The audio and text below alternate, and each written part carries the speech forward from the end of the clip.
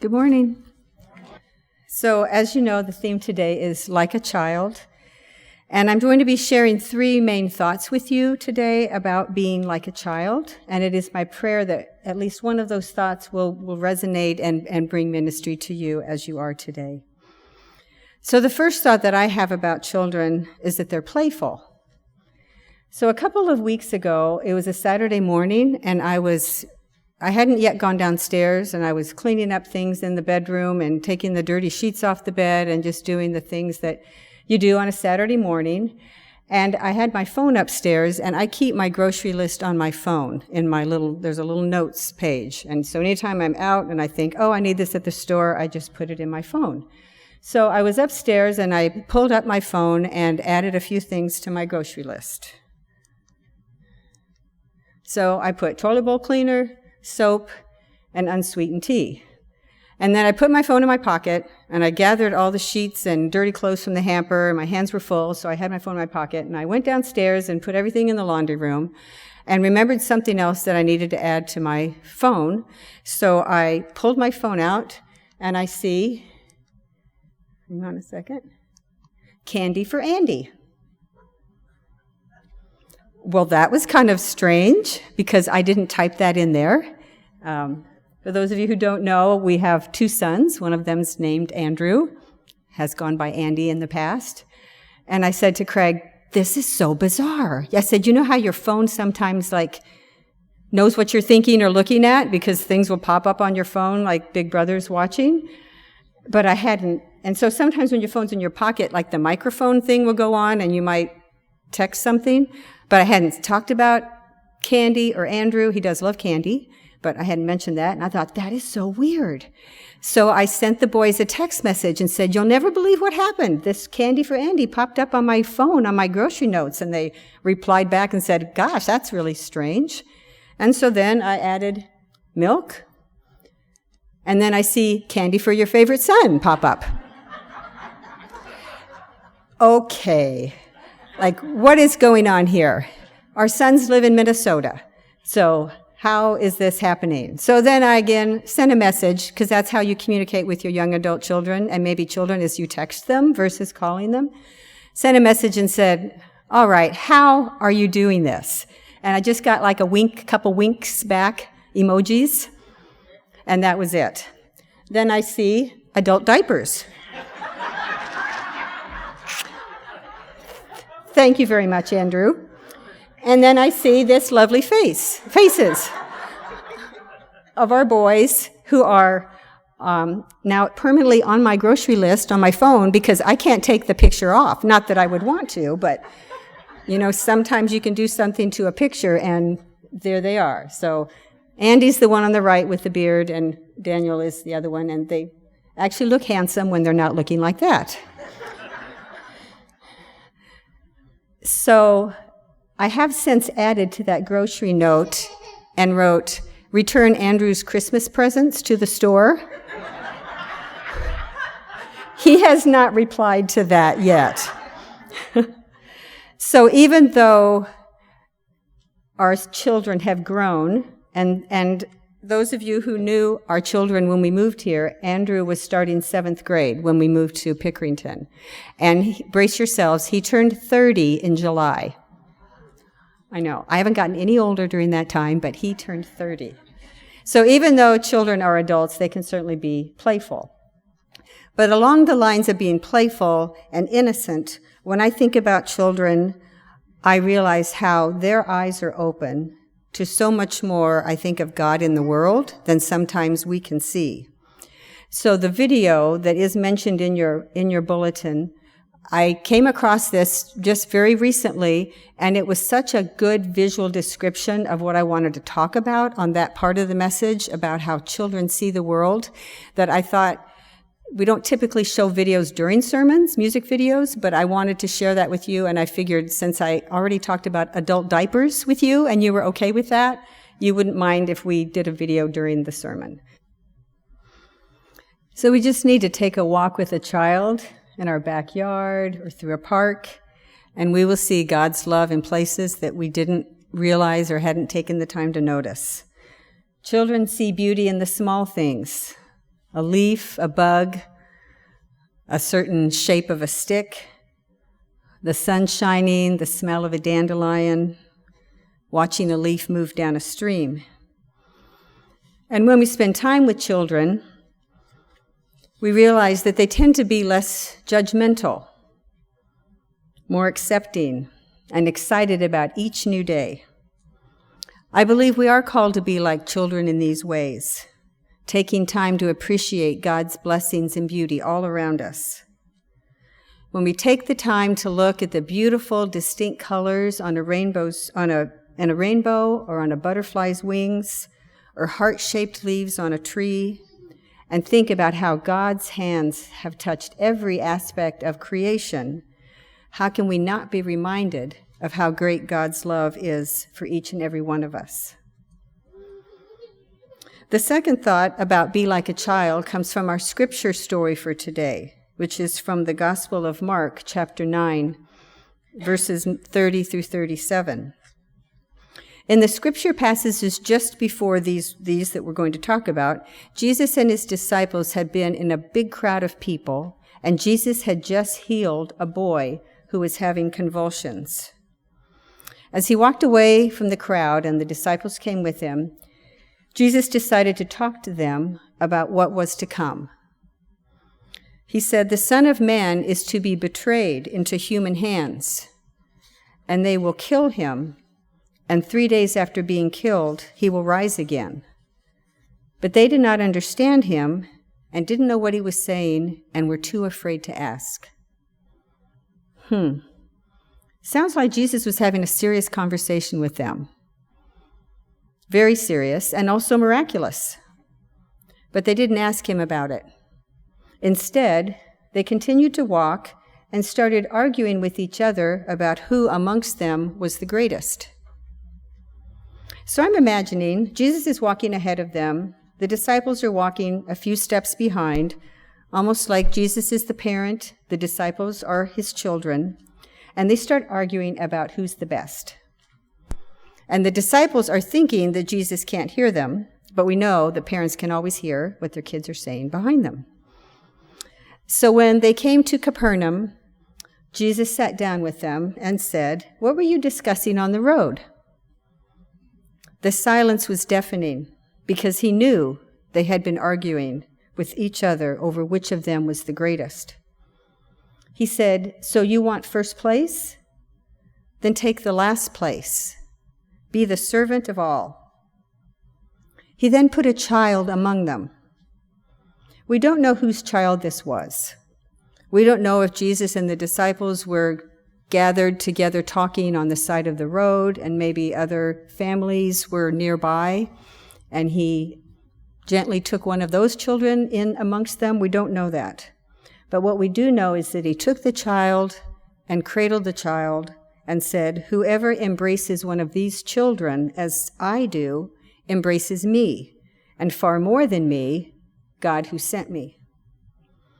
For Jesus to pick up a child and put the child in the middle of a conversation with him and his disciples was completely radical and against all the social norms of that time. Children were viewed as possessions of the father of the household. Children and servants had equally low status. Children did not spend time with men. A child would never have been in the middle of a conversation between a rabbi and his followers. But Jesus not only welcomed the child, he used children as an example of what it means to be a disciple and to be accepting.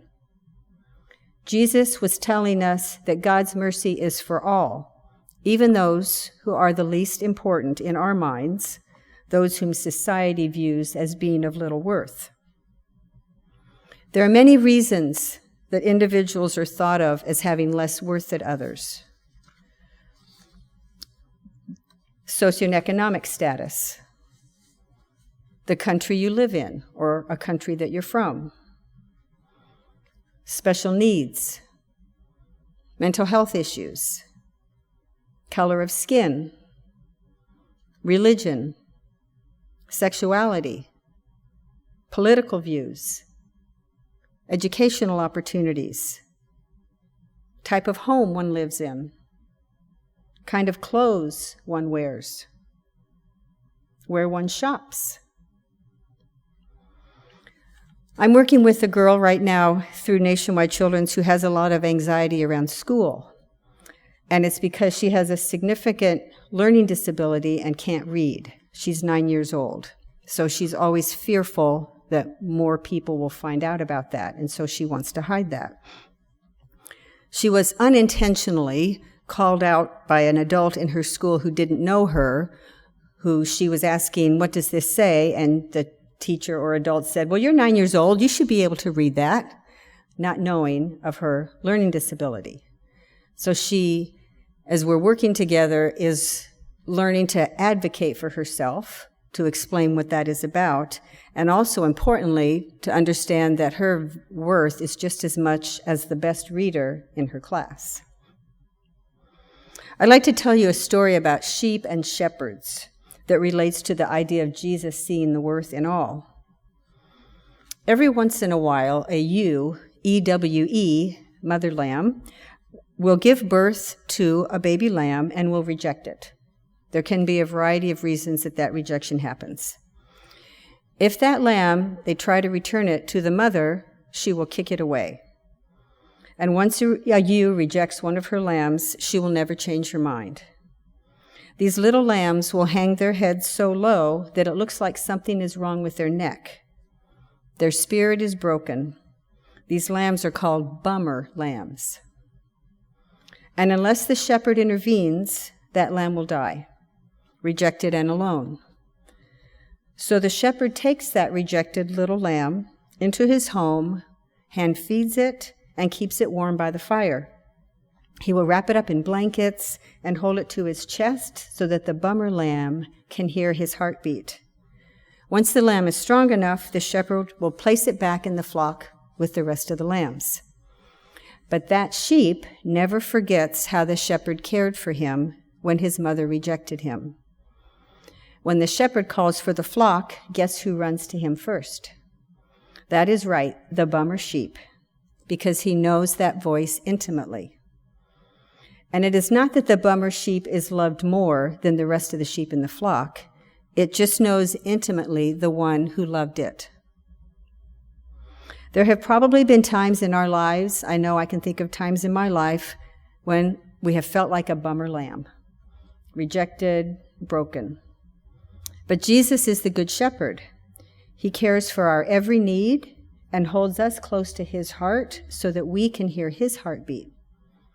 While we recognize our brokenness, we also know that we are deeply and intimately loved by the shepherd.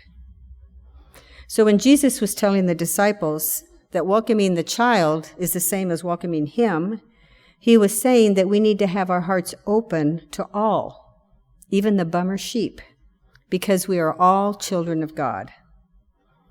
As disciples, we're called to follow the one who showed God's grace and mercy to all people, even those considered the least important. God calls us to humbly serve all we meet on our life journeys. We read in the Doctrine and Covenants, section 163, that which seeks to harden one human heart against another by constructing walls of prejudice and fear is not of God. Be especially alert to these influences, lest they divide you or divert you from the mission to which you are called. This is the message that's currently on our church sign out front of our church here in Grove City. All are welcome. We are all like children in the eyes of God, and that means we are all accepted, nurtured, and intimately known by God. The last point that I wanted to make about the theme like a child is that as children, sometimes we tend to be more fearful than we might be perhaps as we grow older. Children don't always trust themselves, and they always look for their parents to get reassurance.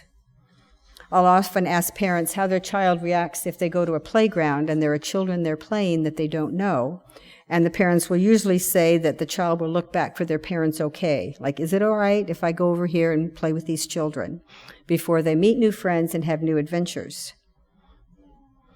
I was thinking of some of the unrealistic fears that I had when I was a child. I grew up in an old house, and we had a basement downstairs. It had a lot of different rooms in it. Some of the rooms we used, some were rooms that I didn't really ever want to go into. We had our laundry room downstairs. And the big wooden stairs that went down to the basement did not have backs on the stairs, so they were all open. And I swore to myself that if I went down those stairs when it was dark, a hand was going to reach out through the back of that stair and grab my ankle. Even now when I think about it, I can remember sort of the fear that I had about that. So if my mom asked me to go downstairs and get some toilet paper or get something from the basement, I'd first ask my 5 brothers and sisters, will you do that for Mom? And if they wouldn't, I would just run down as fast as I could, run up as fast as I could, not look, hope that hand was not going to reach out and grab my ankle. I don't think I ever told my parents about that irrational fear. I also remember every year or two, our family would drive to St. Louis, Missouri, which was a couple of hours away from where I grew up, and we would stay overnight, one night in a hotel. So that was a big deal because we all got to go swimming. And I think probably for my parents, they could just sit and watch all 6 of us in one place swimming and keep track of us, and maybe that was a little bit easier than having us running around wherever we were at home. And I remember going to sleep at night when we got there. Maybe we got there on Saturday morning. And so Saturday night, when it was time to go to sleep, I would stay awake, I don't know for how long, but it seemed like a long time, and worry that my family would get up in the morning and pack up their things and go home and leave me there. Totally irrational fear, but enough to keep a child awake for a long amount of time. I don't believe if I had prayed to God and asked for reassurance, I'm sure that would have helped, but I don't think I did that as a 7 or 9-year-old. And again, I don't think I shared that fear with my parents either, which they would have said, that's totally ridiculous. Why in the world would you ever think that? But when we focus on the fear, we lose sight of the Master who is right there. We don't hear the reassurance that is there. I've asked Shelley, there she is, she's going to come up as a part of what I'm sharing today and share a reading with us. Okay, God, here's the thing. I'm scared. I'm trying not to be, but I am. I know. Want to talk about it? Do we need to? I mean, you already know. Let's talk about it anyway. We've done this before. I know. I just feel like I should be bigger or stronger or something by now.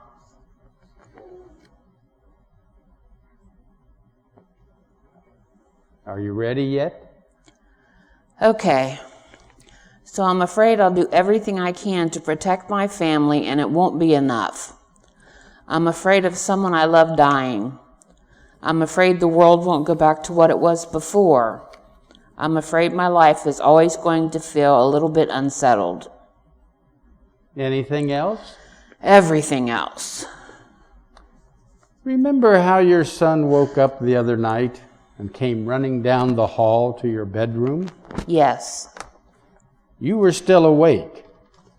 So when you heard him running, you started calling out to him before he ever even got to you. Remember? Do you remember what you called out to him? I said, "You're okay, you're okay, you're okay, I'm here." God, why did you call to him? Why did you call to him? Why didn't you just wait for him to get to your room? Because I wanted him to know that I was awake and I heard him. And he didn't have to be afraid until he reached the end of the dark hallway. I hear you, my child. I hear your thoughts racing like feet down that dark hallway. There's another side to all of this. I'm already here. I've seen the end of it. I want you to know right here, as we walk through it all, you're okay. I haven't gone to sleep, and I won't. Can we sit together a while? Can we just sit here a minute before I go back to facing it all?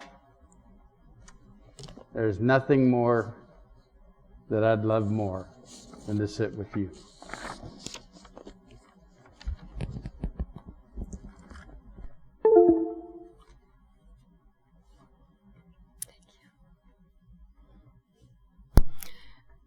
We are called to be, as a child, to see goodness in all that surrounds us.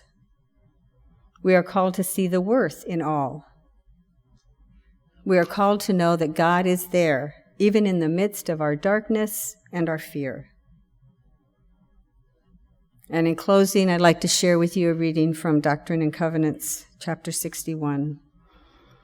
And now I say unto you, and what I say unto one, I say to all, be of good cheer, little children, for I am in your midst.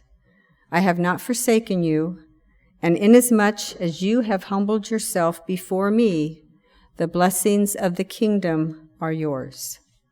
Amen.